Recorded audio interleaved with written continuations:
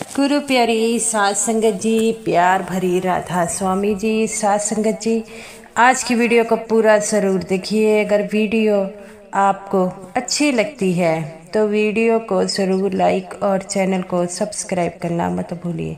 सात संगत जी, जैसा कि आपको पता है कि बाबा जी इन दिनों डेरे में हैं और बाबा जी के अब डेरे में सत्संग है।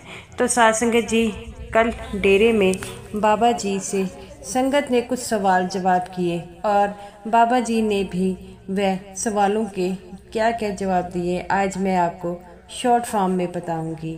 तो साथ संगत जी, अगर वीडियो अच्छी लगी होगी तो वीडियो को पूरा सुनने की कृपालता ज़रूर कीजिए। साथ संगत जी, जब भी बाबा जी से जब भी कोई सवाल जवाब करता है तो बाबा जी उनका सवाल जवाब का बड़े ही प्यारे तरीके से जो है आंसर देते हैं। साथ संगत जी, कल बाबा जी की कृपा से काफ़ी जो था डेरा ब्यास में रश था। गर्मी के बावजूद भी डेरे में काफ़ी ज़्यादा कल रश था और पहले बहुत गर्मी थी। जब बाबा जी के पंडाल आने से पहले, क्वेश्चन आंसर का प्रोग्राम आने से पहले एकदम से ठंडी हवाएं चलने लगी, जिससे संगत ने काफ़ी सुकून महसूस किया। क्वेश्चन आंसर का प्रोग्राम होने से पहले कल बच्चों ने बड़े प्यारे प्यारे शब्द पढ़े और जिसे सुनकर पूरे पंडाल में बहुत ही आनंद आ रहा था। और बच्चों ने जिस तरह शब्द पढ़े ये सुनकर आपकी भी रूह खुश हो जाती। वह बड़े ही प्यारे तरीके से जो है शब्द पढ़ रहे थे। उसके बाद जो है बाबा जी जब स्टेज पर आए, सभी संगत जो थी बाबा जी को देखकर जो है वह खुश हो गई और बाहर का जो गर्मी का मौसम था वह भी बड़ा ही खुशियाना हो गया। एकदम से बादल छा गए और बाबा जी संगत को देखकर खुश हो गए।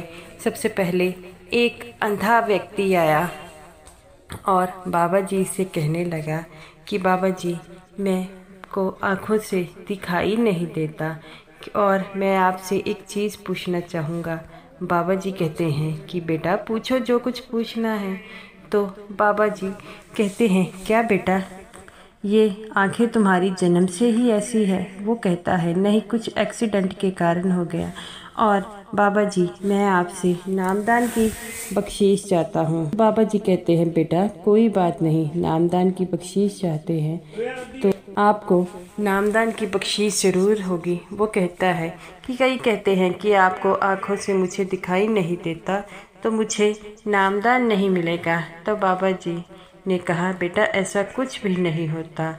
आगे बाबा जी से एक जो है लड़की ने सवाल किया कि बाबा जी, मैं जब भी भजन सिमरन पर बैठती हूँ तो मेरा भजन सिमरन पर मन नहीं लगता।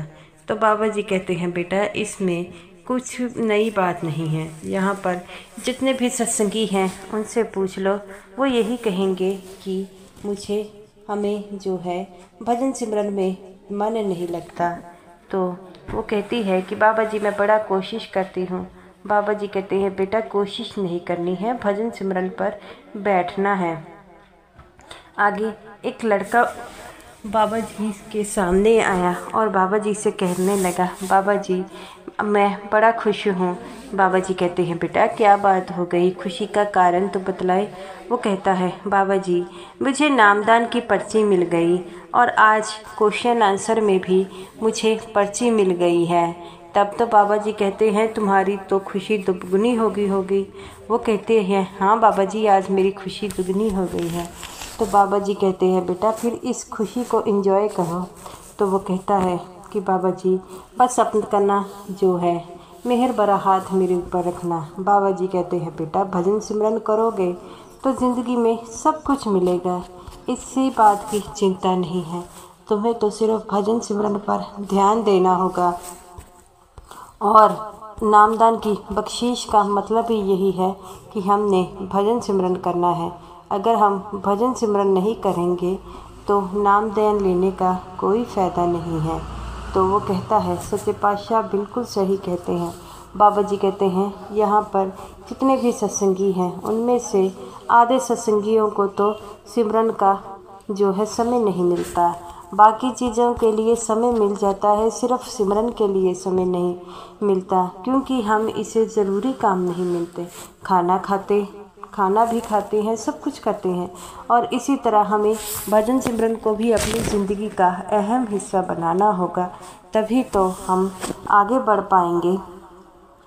आगे एक बीबी कहती है कि बाबा जी, जब मैं भजन सिमरन पर बैठती हूँ तो मुझे ऐसा लगता है कि मेरे पैरों और हाथों पर कुछ चल रहा है। तो बाबा जी कहते हैं, बेटा ये कोई चीज़ें नहीं है, ये आपका भ्रम है और आपने इस भ्रम में नहीं पड़ना है। आपने तो सिर्फ जो है सिमरन करना है। अगर इन चक्रों में पड़ते रहेंगे तो कैसे चलेगा। आपने तो सिर्फ अपना पूरा ध्यान जो है भजन सिमरन पर लगाएं, सब कुछ ठीक हो जाएगा। वह मालिक सब कुछ ठीक करेगा और किसी प्रकार की चिंता नहीं लगानी। आपने तो उस सच्चे मालिक को पाना है और जो सच्चे मालिक को पा लेगा वही भजन सिमरन में कामयाब होगा।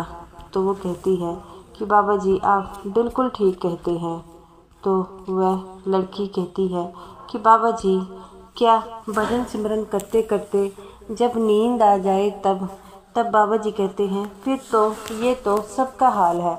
भजन सिमरन करते ही 5 मिनट भजन सिमरन करते हैं और फिर नींद आनी शुरू हो जाती है। बेटा अपने मन को जो है आपने स्थिर रखना है, भजन सिमरन पर पूरा ध्यान लगाना है। देखना सब कुछ एक न एक दिन सब ठीक हो जाएगा और किसी प्रकार की चिंता नहीं करनी, सिर्फ उस मालिक पर ही ध्यान लगाना है। जो मालिक पर ध्यान लगाएगा वही भजन सिमरन कर पाएगा। वो कहती है, बाबा जी आप बिल्कुल ठीक कह रहे हैं। आगे एक जो है औरत जो सत्संगी थी वह आती है और कहती है कि बाबा जी, क्या कर्मों का हिसाब सबको देना पड़ेगा? क्या कर्मों का हिसाब जो है वह इसी जन्म में भी देना पड़ता है तो अगले? तब बाबा जी एक लंबी सांस भरते हैं और कहते हैं, बेटा कर्मों का नियम जो है वह अटल है। सबको अपने कर्मों का लेखा देखा देना पड़ेगा और सभी देते हैं और तुम किसी प्रकार की चिंता मत करो।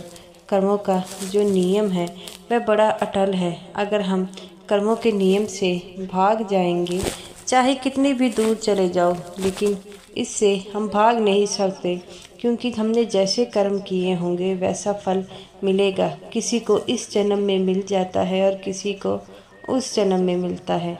तो वो कहती है कि बाबा जी, फिर तो ये जो आत्मा है इन्हें दुख भोगना पड़ता है। तो बाबा जी कहते हैं, बेटा शरीर नाशवान है, उन्होंने नाश हो जाना है, लेकिन ना आत्मा मरती है और ना ही उसे मारा जाता है। वह तो सिर्फ शरीर बदलती है और कर्मों के हिसाब से उसे शरीर मिल जाता है। मनुष्य जोनी ऐसी है जिससे हम 84 के गेड़े को पार कर सकते हैं, लेकिन हम जो है इसे पार करने की कोशिश नहीं करते।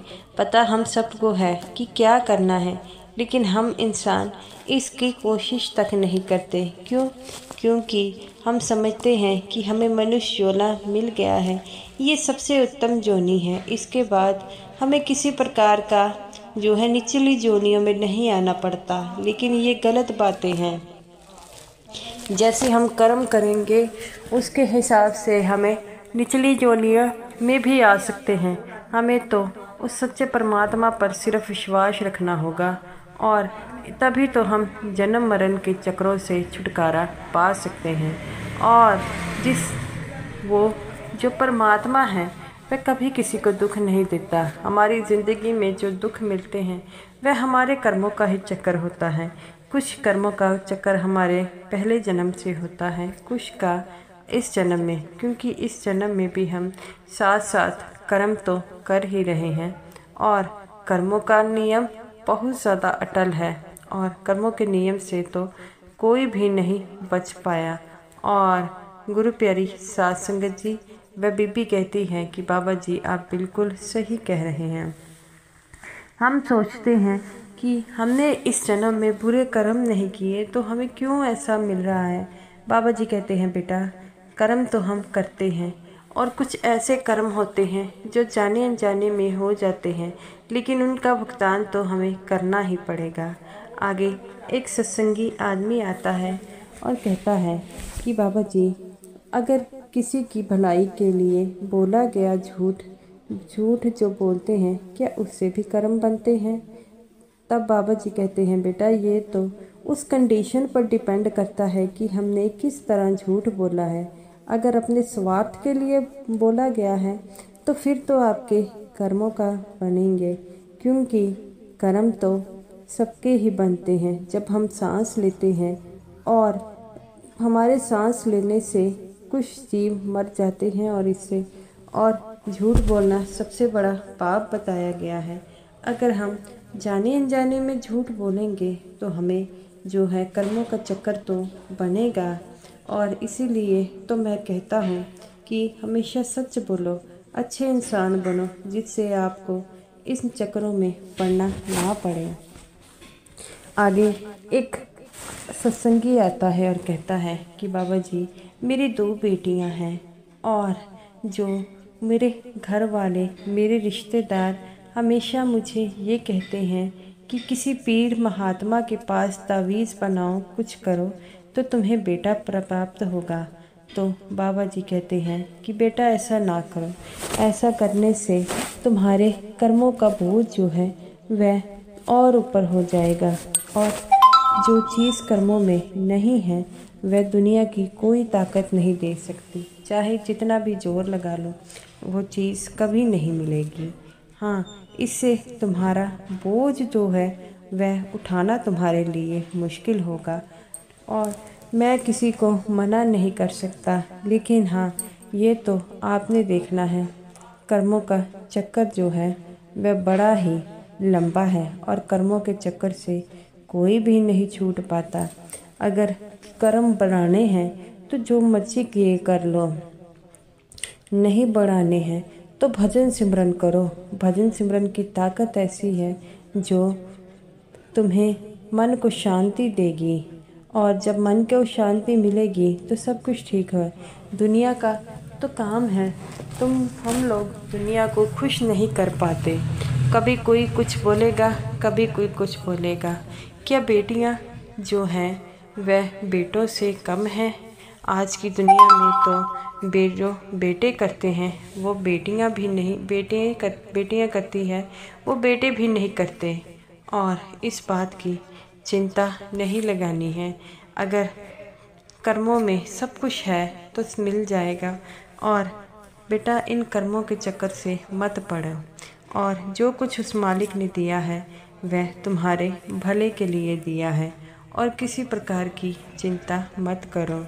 आगे एक सत्संगी लड़का आता है और कहता है कि बाबा जी, मैं नामदान की बख्शीश चाहता हूँ। तो बाबा जी कहते हैं, बेटा कोई बात नहीं, अगर तुम्हें नामदान की लगन है तो तुम्हें नामदान ज़रूर मिलेगा। वो कहता है, बाबा जी, मैंने 2 बार पर्ची ली है और दोनों बार मैं पर्ची से रिजेक्ट हो जाता हूँ। तो बाबा जी कहते हैं, बेटा ऐसी हिम्मत नहीं मारनी है, कोशिश करते रहना है, और जब तुम्हारे कर्मों में नामदान की बख्शीश होगी और खुद हो गए जाएगा। वो कहता है कि बाबा जी, मुझे पर्ची से बार बार रिजेक्ट क्यों कर दिया जाता है? बाबा जी कहते हैं, बेटा इन चक्करों में मत पड़ो, सिर्फ पूरा ध्यान जो है भजन सिमरन पर लगाओ और सब कुछ ठीक हो जाएगा। और तुम इस बात की चिंता मत करो, तुम अपना ध्यान लगाओ और खुद ब खुद ही तुम्हें नामदान की बख्शीश हो जाएगी। वो बाबा जी कहते हैं, बेटा नामदान एक जिम्मेवारी है और इस जिम्मेवारी को निभाना भी पड़ता है। अगर हम आजकल तो नामदान को एक फ़ैशन ही बना लिया है और हम फैशन की तरह इन्हें से लेते हैं और बाद में भजन सिमरन नहीं करते। बेटा, इससे कर्मों का जो बोझ है वो ज़्यादा होगा, और नामदान लिया है तो भजन सिमरन तो करना पड़ेगा। ये नहीं है कि मौज मस्ती कर ली और भजन सिमरन पर ध्यान नहीं दिया, ऐसा नहीं चलेगा बेटा। अभी तो तुम्हारी उम्र मौज मस्ती की है, तुम मौज मस्ती कर लो, फिर तुम जो है नामदान जब मन करे तब ले लेना। वो कहता है बाबा जी मैं बड़ी कोशिश कर रहा हूँ, पर्ची नहीं मिलेगी। बाबा जी कहते हैं कोई बात नहीं बेटा, मिल जाएगी, इसे टेंशन नहीं लगानी है। तो गुरु प्यारी साध संगत जी, ये कुछ क्वेश्चन आंसर जो बाबा जी से संगत ने पूछे थे।